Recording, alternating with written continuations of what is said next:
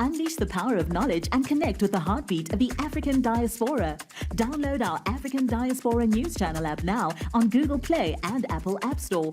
Stay informed with authentic and diverse perspectives, breaking news, and cultural insights. Immerse yourself in a community that celebrates unity, resilience, and progress. Experience the vibrancy of the diaspora at your fingertips.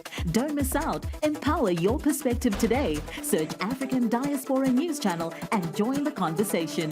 Dumelang absheni ralocha sanwanani mulweni.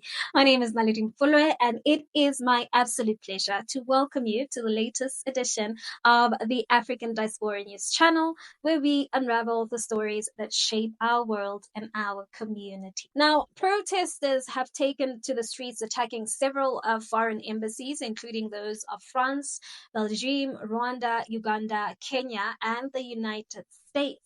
Now, the protesters are demanding international action over the ongoing offense by the M23 rebel group in eastern the DRC.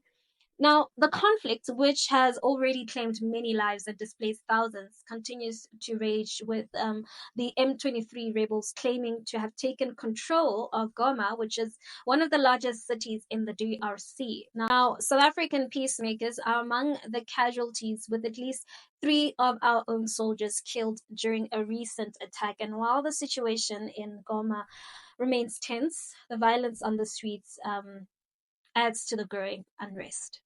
And I can't help but feel the weight of the pain and frustration from our brothers and sisters in the DRC. I mean, the violence in the region is deeply troubling, and not only because of the conflict itself, but because of the years of international inaction that has allowed the situation to spiral out of control.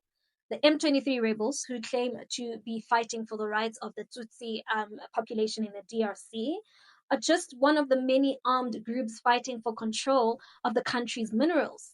But the question must be asked: where are the international community when it comes to holding those responsible for fueling the conflict accountable?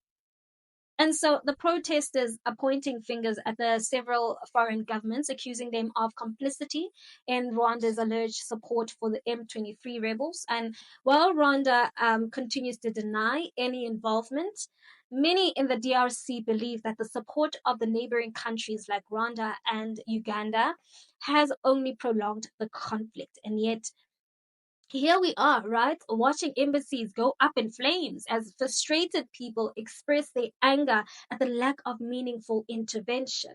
Now, as a South African myself, I can't help but reflect on our own history and our own journey towards peace and stability. I mean, we know what it's like to struggle for freedom and for justice and for accountability.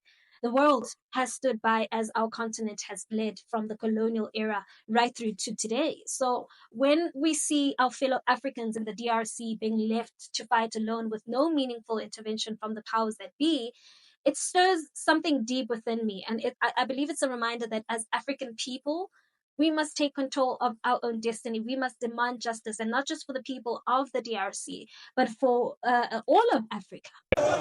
People in Democratic Republic of Congo have seen this before, and they're angry. In the capital Kinshasa, protesters set fire to several embassies, including those of Rwanda, France and the US. In the east, pro-Rwandan forces took control of the city of Goma after days of fighting. Congo's government and the UN says Rwandan soldiers have entered the city along with fighters from the M23 armed group. Rwanda blames Congo for escalating the conflict and says it has a right to defend itself. The protesters. And in all honesty, I'm angry. I'm angry because this could have been prevented. I'm angry because it feels like the world has turned a blind eye to Africa's pain. And I'm angry because we as Africans continue to be pawns in a global game of power and politics. But what frustrates me even more is the fact that as much as the world has failed the people of the DRC, we as Africans have failed each other. I mean, we've allowed ourselves to be divided by politics, by borders, by tribal lines, and by interests of foreign powers. And in doing so, we've let conflicts like this fester, and we've let the people of the DRC, who are not so different from us, suffer in silence. I mean, right now, right, Congolese army, the South African army, Malawian army are the only countries that are fighting Rwandan army for the people of Congo. But where is the rest of the African countries that are helping the DRC?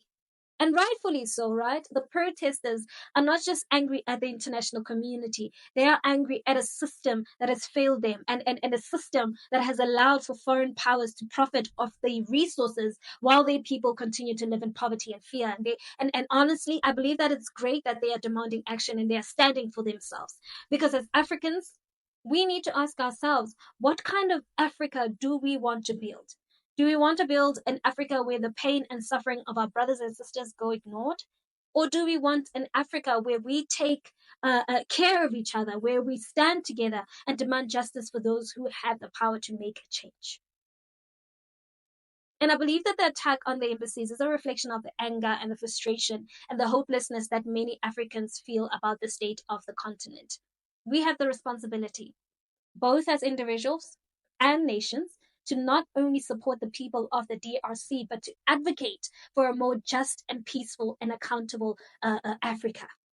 The international community has failed us for too long. And now I believe it's up to us to stand up for our own. What are your thoughts on this? Please, let's continue the conversation in the comments section. And while you're at it, don't forget to give this video a thumbs up.